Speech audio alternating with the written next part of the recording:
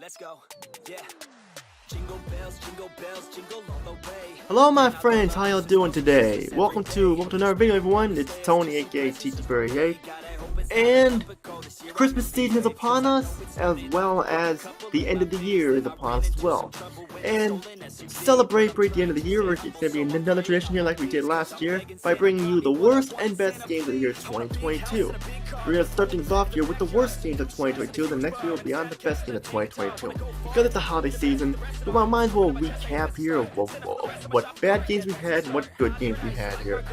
And these games are based on my opinion. There's gonna be 10 games here, number 1 being at the bottom and number 10 being at the top. That's how I do 1 to 10 there. And before I get started, I want to shout out to Freaking HD, Sub-Zero, MNX for King Mac, Long, Death to Hyperlamia, Prickles from Stateside, Griffin Puff, Black Healer, Mex, All the Homie RJ, Rockstar Fool 69, Ogajira, The Sensational Gent, and Red Hood Assassin. Check out their channels. They're awesome. They're definitely really worth checking out because they have great content there. I also want to shout out to everyone who has supported this channel for the last 6 years. Well, if you guys, this channel was as big as today, and thank you all from the bottom of my heart. And we have a lot to talk about here with 10 games the worst games handpicked by me, going from 1 to 10, being 1 at the bottom, 10 at the top, like I said. So 1 will be like the least worst, and number 10 will be the worst one of the bunch. So let's get started here, shall we? We have a lot to talk about here, so let's get to it. Number 1, Martha is Dead. Another one of those first-person horror games, which we've seen a lot of them, ranging from like Resident Evil 7 and stuff like that, and those things have been going on for a while.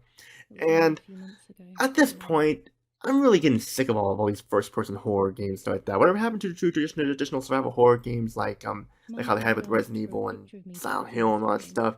Here, it's just like, I understand the to try to make it look real scene for the eyes of the person, but just, a lot of these have been going on so much, using the same type of story. Oh, this person's been dead the whole time, or this person's missing and you realize you're dead the whole time, or stuff like that. Just one of those things. And Martha is Dead is pretty much a prime example of that, how this stuff's been going on for so long, and just that no matter how many you make, it's not really going to change anything, because Martha is Dead. It's just one of those type of games where you play for a little bit and then you're done with it. I mean, sure, it's got some scary elements in it, but it's not really much to it, because the game is just not very much fun, because we see games like this a lot, and I think they're starting to show its age, definitely. Let's continue. Number 2, Monarch, Japanese role-playing game, and not a very good one at that.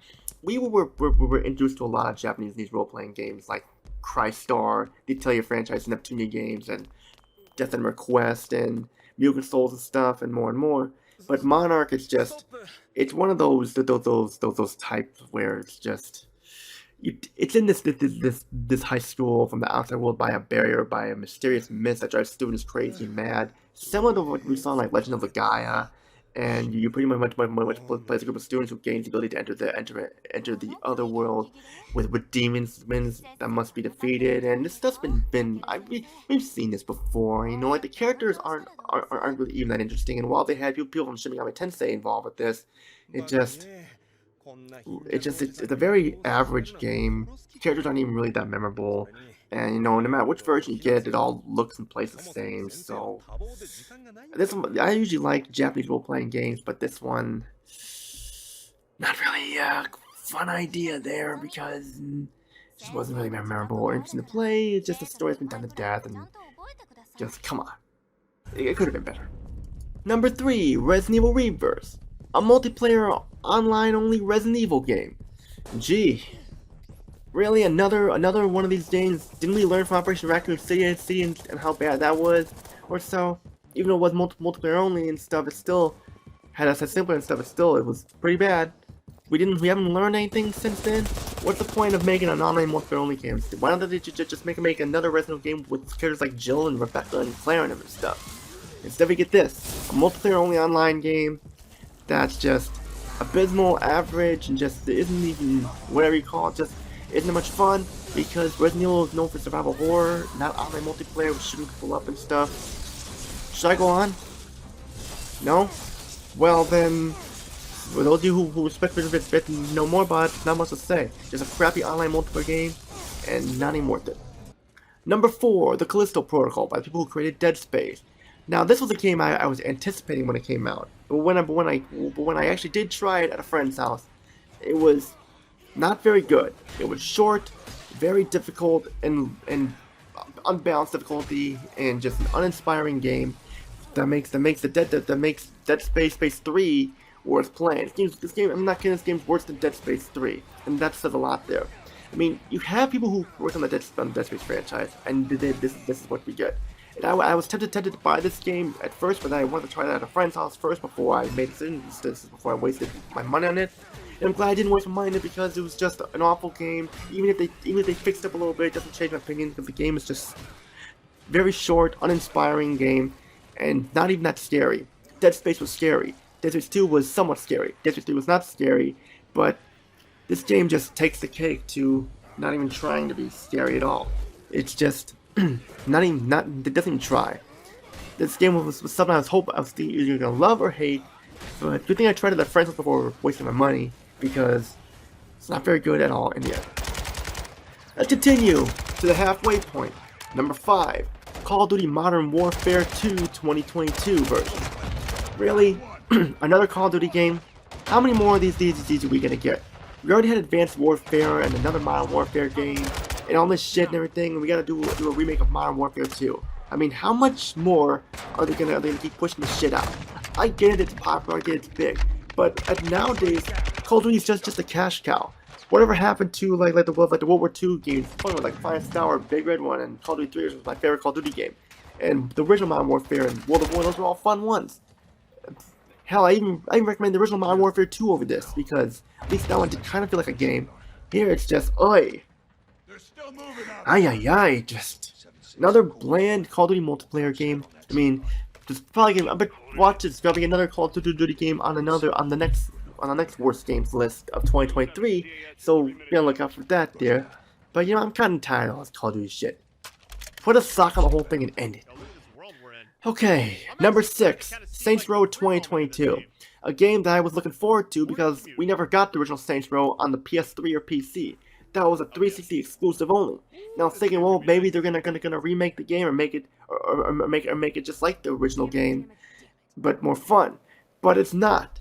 We get a whole new cast of characters. You can't half the stuff you could do you can't do in here, and lacking creative character options. Graphics look way too cartoony, and the story just goes absolutely nowhere. You'd think that after how bad Saints Row 4 was, and Saints Row got out of hell, and Agents of Mayhem was and stuff, you think that they'd actually go out the dropper and try and make a good game, or why not just re-release an HD version of Saints Row 2006 on the modern consoles? Oh, Saints Row 2 instead of this.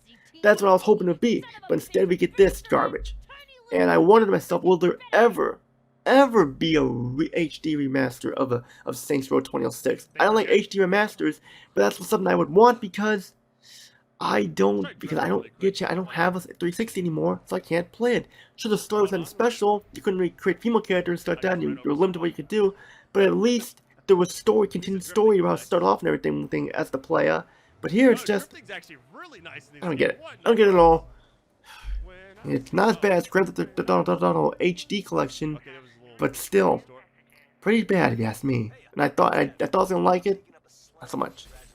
Number 7, Diablo Immortal. I haven't really cared for Diablo that much. Diablo on the PS1 was pretty much the only Diablo game I cared for, and even then I couldn't get into it that much.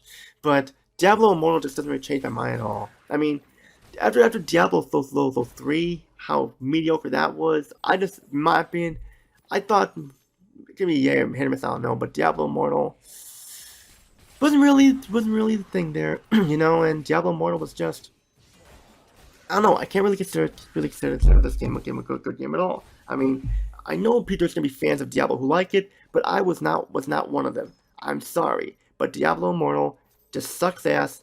I don't really want to play it anymore. So just forget about it. Just forget about this game and go play something else. Go play something that's more fun.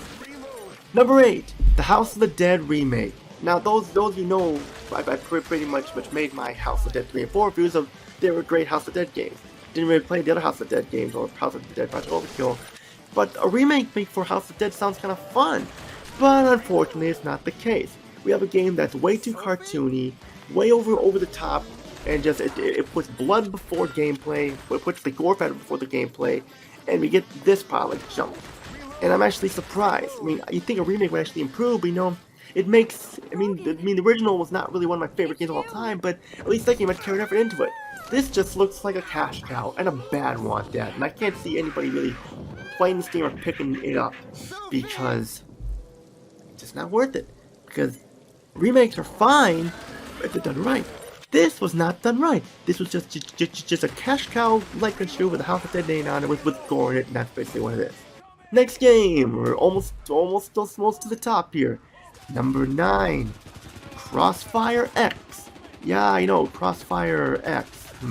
A first-person shooter, and it's the console version of the 2007 free-to-play multiplayer component game Crossfire and stuff, which is similar to Counter-Strike Global Offensive, which is just two teams fighting each other and stuff like that and everything. It just plot's really nothing special. I mean, we've seen stuff like this done to death, and you got bland characters, atrocious gunplay controls, and the pacing is just all over the place. And I really just can't stand when they release games in an unfinished state like this. It makes it all terrible. And I don't know why they would even do this. I mean, I know it's for money, but we had a lot of unfinished games this year, and this was one of them. So bad to the point where it would drive anybody insane and how bad it is and stuff. But I don't know. I really don't know. I don't want to say I don't know a lot, but I really don't know what to say. It's bad. But before we can even continue with the worst game of 2022, may I have a drum roll, please? Okay, you can stop. Stop. Stop. Cut it out. I didn't mean to say keep going. So stop it now, okay? Jesus Christ. Get it right for the next video. Now, the moment you've all been waiting for. Number 10. Waifu Impact. Oh yes. Waifu Impact. This is one of the worst games I ever played in my life, let alone the worst games I've played for 2022. You take Senran Kagura and Bullet Girls Fantasia and you turn it into this. Imagine if Senran Kagura and Bullet Girls Fantasia were like this. No gameplay whatsoever, just you running around with a girl in a bikini, shooting a water gun at other girls that look exactly the same, and you're on this island, and your goal is not to kill all the enemies, or so. It's to collect all the coins to get all the gallery art. And then after you get all 25 coins, you finish the game. And you unlock more characters to just mess around with or so. But if the game has no game in it whatsoever, it's like what Remake 21 says. It's what he said when the ring turns around. This is an anti-game. It's just a game to just if you're bored or have nothing to do, just shoot with water guns or so. That's all you pretty much do. It's just shoot this person, and they go down very quickly. And if you die, don't worry. You just start back up and just get back and just collect the coins and stuff. And you run around this island that's so huge that you can't you'll get lost without a compass or anything like that or a map. And when you fall from a height, you don't even die. You fall and you'll clip through the foliage and everything. Yeah, there's a lot of clipping issues here. You don't even swim. You just walk through the water and stuff. It's like this game was just made just to waste your time and to waste $10 of your money to get this pile of crap. And I've seen a lot of games that are bad, like Big Rigs Overlord Race, which is the worst game of the bunch, and Spice World and stuff. But Waifu Impact doesn't even try at all. It's just, hey, we got this game in a bikini. We have her running around an island. Well, what can we do? Fine, let's give her a water gun and shoot at enemy girls in bikinis look the same. They're all the same character model, and just shoot away and just shoot it. Shoot. And that's all you do. Shoot. It's all you do. It's just like it gets so annoying. Like, what was the point? Oh, I know what the point was. To waste my fucking time, waste my money. And all the girls feel the same. Sure, they have different weapons that make them a little strong, but they all run the same. They jump the same.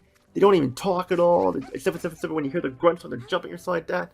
It's like there's no plot here whatsoever. It would have been nice to have a plot like, oh, these girls are stranded on an island with these cursed girls with water guns and stuff like that. They must find a way off the island and stuff like that. But they don't even do that. They don't even do that. It's just basically an anti-game where you just use a girl in a bikini to shoot stuff in the water. That's all you do. And that's why it was the worst game on the list. And that wraps things up for my worst game of 2022 list. Stay tuned for the next video. It'll be the best games of 2022 list. So stay tuned for that.